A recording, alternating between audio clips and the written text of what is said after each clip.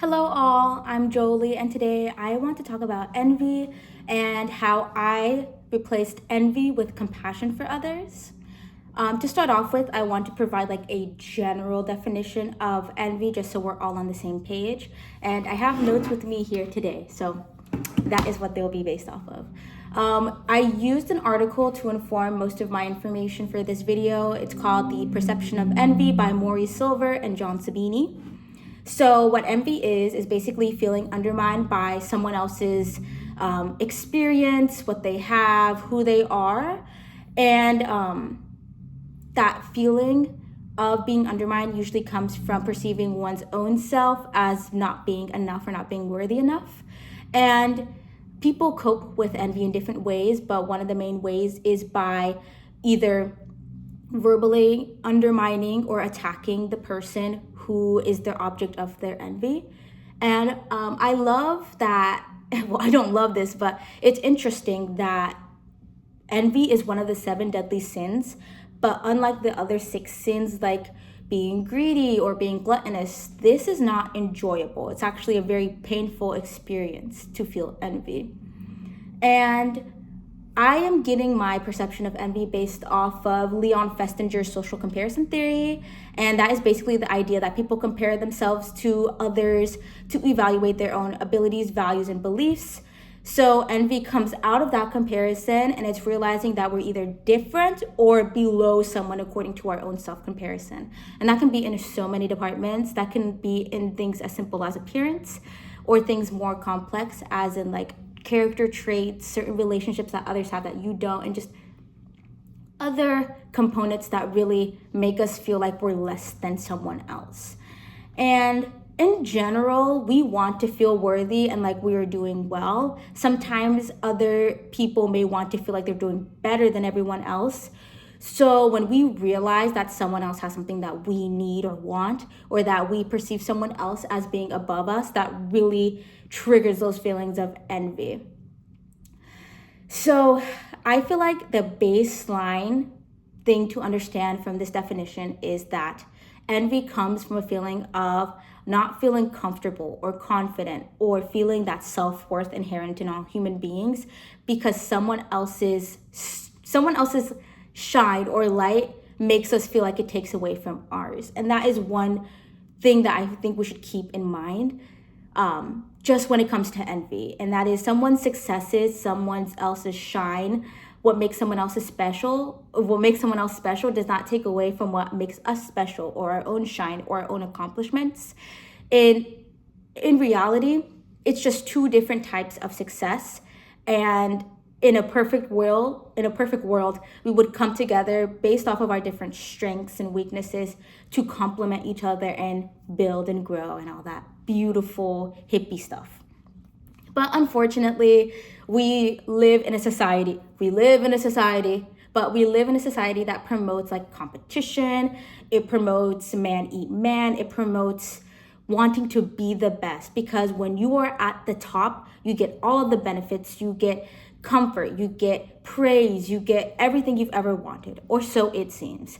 So yeah, that's just one thing that we should keep in mind with envy when we do start to feel diminished by someone else, whether it's in regards to habits or hobbies, when it comes to work or school, when it comes to personal appearance, when it comes to relationships.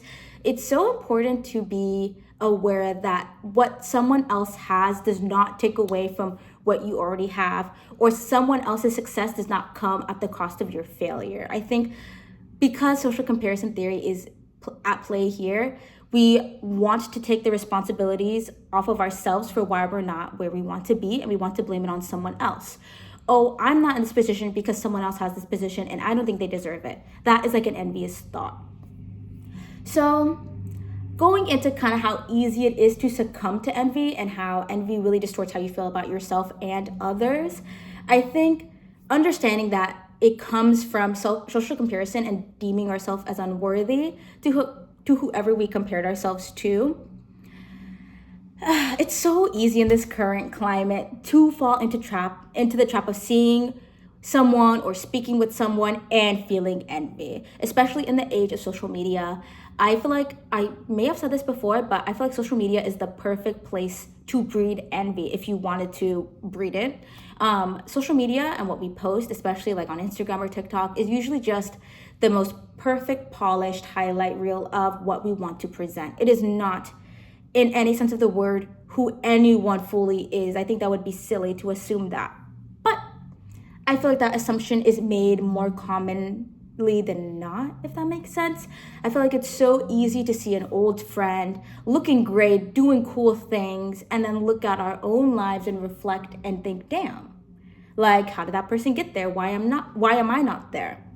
I think all these considerations really are a driving force for envy, especially when you're not seeing what comes with what that person has and the daily life of that person. You're not understanding the struggles they're going through. You don't know what they're feeling at that moment. You don't even know if they're grateful for what they have. And I just also want to get into like the certain reasonings that you have when you do feel envious, because although it is important to think about the other side of that highlight reel on social media, it's equally as important to not diminish what people have because you don't feel like you're enough. That is the key thing with envy. To know if you are feeling envy, there are 3 components to feeling envious. So the person who is feeling envy is going to make an inappropriate attempt. So that's one. You're doing something inappropriately that's not appropriate for the social context, whether that be gossiping, trying to put obstacles in someone's way, wishing negatively. Those are inappropriate reactions to someone's success, obviously.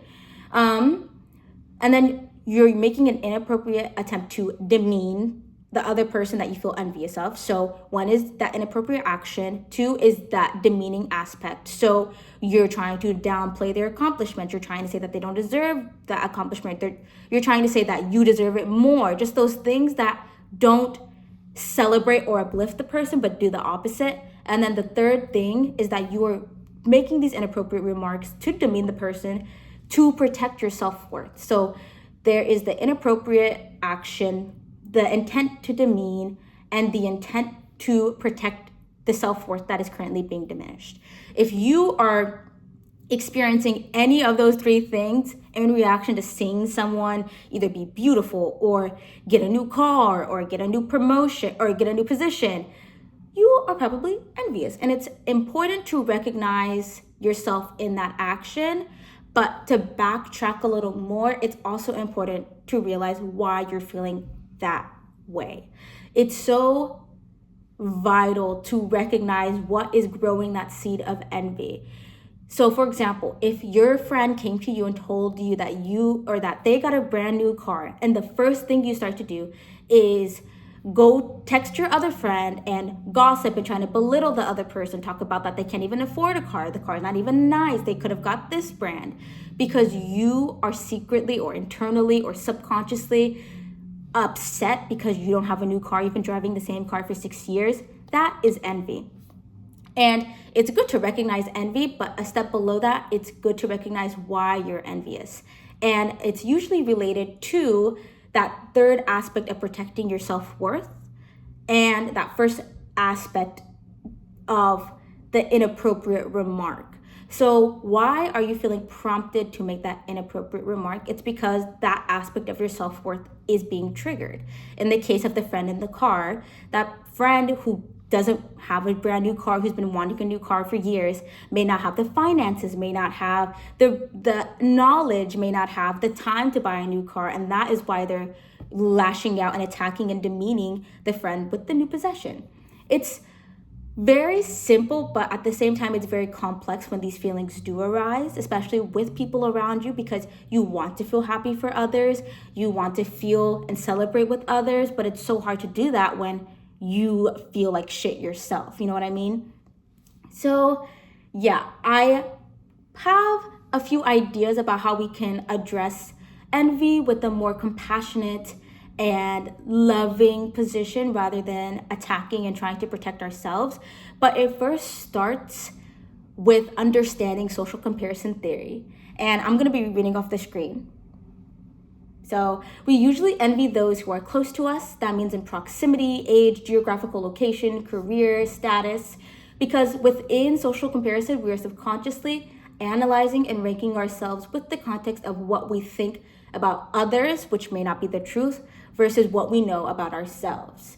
So when we hear about someone's accomplishments and when we see what others possess, we let that determine how we should feel about ourselves. And that is the seed of envy, which can lead to the defense mechanisms of like belittling someone or trying to boost your own self-esteem at the expense of others. So yeah, I want to go now into how we can overcome these feelings by replacing envy with compassion. And I think it starts with not taking the good things that others have or do as a lack of that within yourself. That is what I mentioned at the beginning of this video, but it's kind of the foundation of how we're going to get through this. And compassion in this context needs to go both ways. You need to have that self-compassion for yourself and that understanding for yourself and that compassion for others. You need to acknowledge and not shame yourself for feeling, I'm sorry if the lighting changed. You need to not shame yourself for feeling envy, because envy is a human emotion.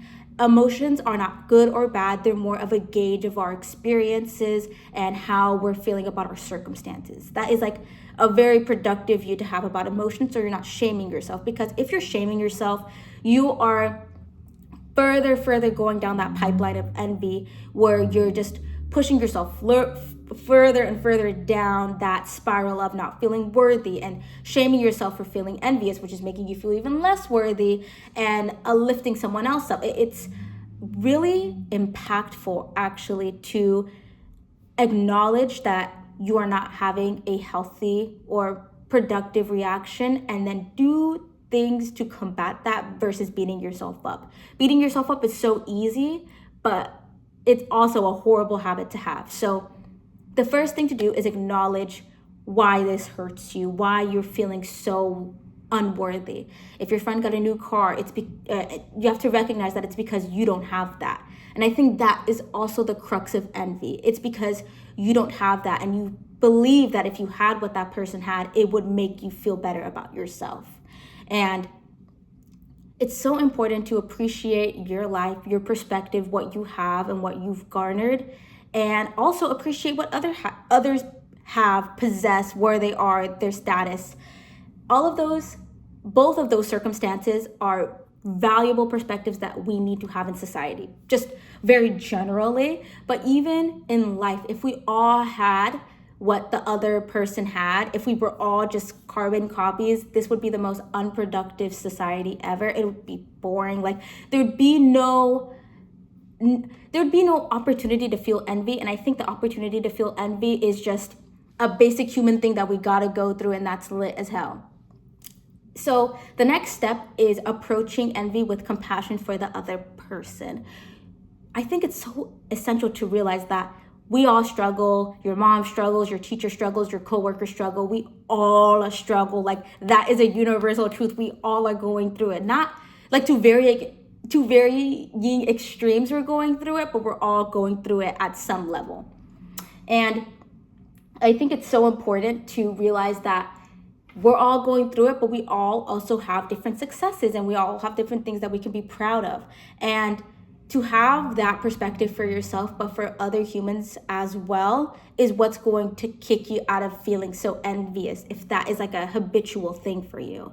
So you don't have to necessarily be like, well, I know this person doesn't have a dad, so they need the job promotion anyways, because that is not a constructive way to look at this.